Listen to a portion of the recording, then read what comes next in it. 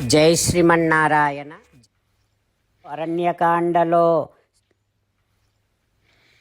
ఈ అరణ్యములలో దేవతలు కానీ గంధర్వులు కానీ కిన్నరులు కానీ ఉండరు. కథం నుత్వం ఇహ ఆగతా, నువ్వు ఇక్కడికి ఎట్లా వచ్చావు అంటూ సన్యాసి వేషములో ఉన్నటువంటి రావణాసురుడు సీతమ్మను ప్రశంసిస్తూ అడుగుతూ ఉన్నాడు. రావణాసురుడు సీతమ్మతో అంటూ ఉన్నాడు, ఓ సుందరి, ఇక్కడ అరణ్యములో కోతులు, సింహాలు, చిరుతపులులు, పులులు, జింకలు, ఎలుగులు ఇవన్నీ భయంకరమైనటువంటి జంతువులు నివసిస్తూ ఉంటాయి. నీకు భయం కావటం లేదా మరి ఆ జంతువులను చూస్తూ ఉంటే? ఓ శుభాంగి, కాసి, నువ్వెవరివి? కస్య కుతశ్చిత్, నీ వారెవ్వరు? ఎక్కడి నుండి వచ్చావు? ఇక్కడికి రావడానికి కారణమేమిటి అని రావణాసురుడు అడగగానే ఆ సన్యాసి వేషములో ఉన్నటువంటి రావణాసురుడు చేసిన ప్రశంసనంతా విన్న తర్వాత సీతమ్మ ఆ బ్రాహ్మణ సన్యాసికి సర్వైః అతిథి సత్కారైః పూజయామాస మైథిలీ. అతిథి సత్కారము చేసి పూజించింది అమ్మ సీతమ్మ ఆ బ్రాహ్మణ వేషములో ఉన్న రావణాసురుడిని. సీతమ్మ మొట్టమొదట ఆ రావణాసురుడికి ఉపనీయ ఆసనం వేసింది. పాద్యేన అభినిమంత్ర్య చ, పాద్యమిచ్చింది అమ్మ ఆ రావణాసురుడికి. ఆ తర్వాత సీతమ్మ అంటోంది, అయ్యా, ఆహారము సిద్ధముగా ఉంది, భోజనం చెయ్యండి అని అంటోంది అమ్మ. అమ్మకు తెలియటం లేదు అది కేవలం బ్రాహ్మణ వేషమే కానీ నిజమైన బ్రాహ్మణుడు కాదని. సీతమ్మకు తెలియటం లేదు ఆ రావణాసురుడు తనను ఎత్తుకుపోవటమే లక్ష్యముగా వచ్చినటువంటి వాడని. సీతమ్మకు తెలవటము లేదు అతి భయంకరమైనటువంటి ప్రమాదకరమైన ఆలోచనలతో ఆ బ్రాహ్మణుడు ఉన్నాడని. అందుకనే సీతమ్మ ఆ బ్రాహ్మణుడిని భోజనానికి పిలుస్తుంది. ఓ బ్రాహ్మణోత్తమా, ఇయం బృసి బ్రాహ్మణ కామం ఆస్యత, ఇదిగో భోజనానికి ఇక్కడ పీట వేశాడు, కూర్చోండి. ఓ బ్రాహ్మణోత్తమా, ఇదంచ సిద్ధం వనజాతం ఉత్తమం, ఈ అడవిలో లభించినటువంటి శ్రేష్టమైన కందమూలాలన్నీ వండి పెట్టాను, త్వదర్థం నీకోసమే వండాను. ఓ బ్రాహ్మణోత్తమా, అవ్యగ్రం ఇహ ఉపభుజ్యతాం, మొహమాట పడకుండా కడుపు నిండా భోజనం చేయండి అని. అన్నము సిద్ధముగా ఉంది అని అంటోంది అమ్మ. అన్నము సిద్ధముగా ఉంచి అన్నము తినండి అని చెబుతున్నటువంటి సీతమ్మను నరేంద్ర పత్నీం, నరశ్రేష్ఠుడైనటువంటి శ్రీరామచంద్రుడి భార్యను అపహరించడానికి సిద్ధపడుతూ ఉన్నాడు రావణాసురుడు. ఆత్మవధాయ రావణ, తన చావుకు సిద్ధపడుతూ ఉన్నాడు రావణాసురుడు. సీతమ్మ రాముని కొరకు లక్ష్మణుని కొరకు ఎదురు చూస్తోంది. ఒక ప్రక్కనేమో సన్యాసి వేషములో ఉన్నటువంటి రావణాసురుడితో మాట్లాడుతూ, మరొక ప్రక్కన రాముడు వెళ్ళిన దారి వైపు చూస్తోంది. కానీ ఎటు చూసినా మహా అరణ్యమే కనిపిస్తోంది, కానీ రామలక్ష్మణులు మాత్రం కనిపించటం లేదు. ఇటువైపున్నేమో సన్యాసి వేషములో ఉన్నటువంటి రావణాసురుడు ప్రశ్నలు అడుగుతూ ఉన్నాడు. అడిగిన ప్రశ్నలకు సీతమ్మ తన వృత్తాంతాన్ని అంతటిని కూడా చెబుతోంది.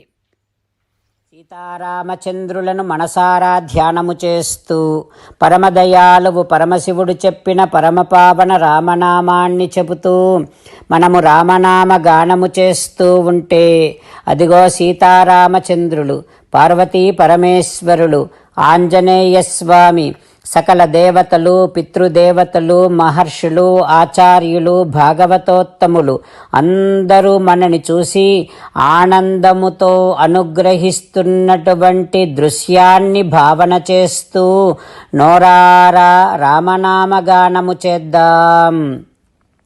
రామ రామ దశరథ రామ రామ రామ దశరథ రామ హే హే రాజా రామ హే హే రాజా రామ హే హే సీతారామ హే హే సీతారామ. జై శ్రీమన్నారాయణ. భక్తులకు ప్రత్యేకమైనటువంటి విజ్ఞాపన.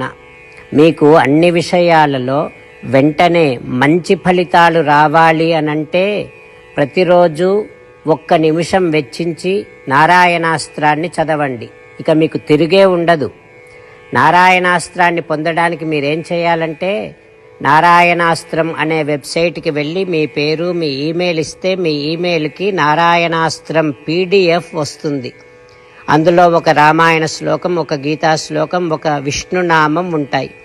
ఆ 3ంటిని కలిపి నారాయణాస్త్రం అంటాం. ప్రతి ఒక్కరికి వేరువేరు శ్లోకాలను ఇస్తున్నాం.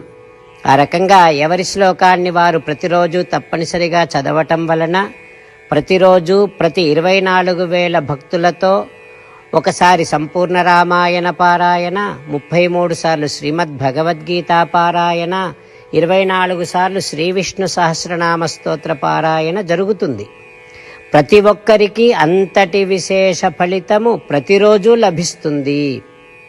అందుకని మీరు మీ కుటుంబ సభ్యులు అందరూ ఒక్కొక్కరు ఒక్కొక్క నారాయణాస్త్రాన్ని వెంటనే పొందండి. జై శ్రీమన్నారాయణ. శ్రీమద్ భగవద్గీత సారాంశముగా 18వ అధ్యాయములో 65 నుంచి 69 శ్లోకముల ద్వారా శ్రీకృష్ణ భగవానుడు మనందరినీ ఒక 8 పనులు చేయమని చెబుతూ పరమాత్మ ఈ రకంగా అంటూ ఉన్నాడు.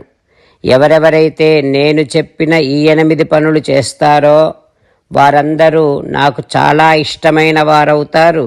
అప్పుడు వారిని నేను సకల పాపముల నుండి సకల దుఃఖముల నుండి విముక్తులను చేసి నా అంతటి వారిగా చేసుకుంటా, తరగని ఆనందాన్ని అనుభవింపచేస్తా.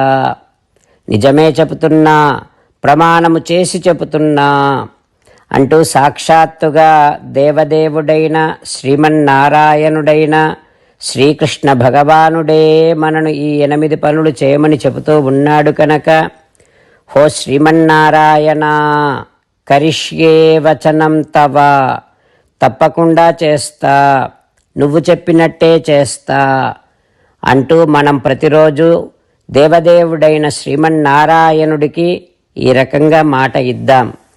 హో శ్రీమన్నారాయణ, నువ్వు చెప్పినట్టే నేను నిన్నే సంతతము ధ్యానము చేస్తూ ఉంటా.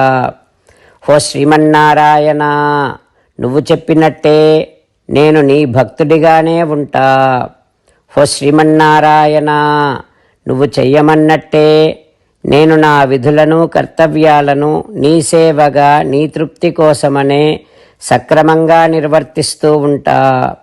హో శ్రీమన్నారాయణ, నువ్వు చెప్పినట్టే నేను నీవాడిని అనే మహావిశ్వాసాన్ని సంతతము కలిగి ఉంటూ నా హృదయములో నీకే నమస్కరిస్తూ ఉంటా.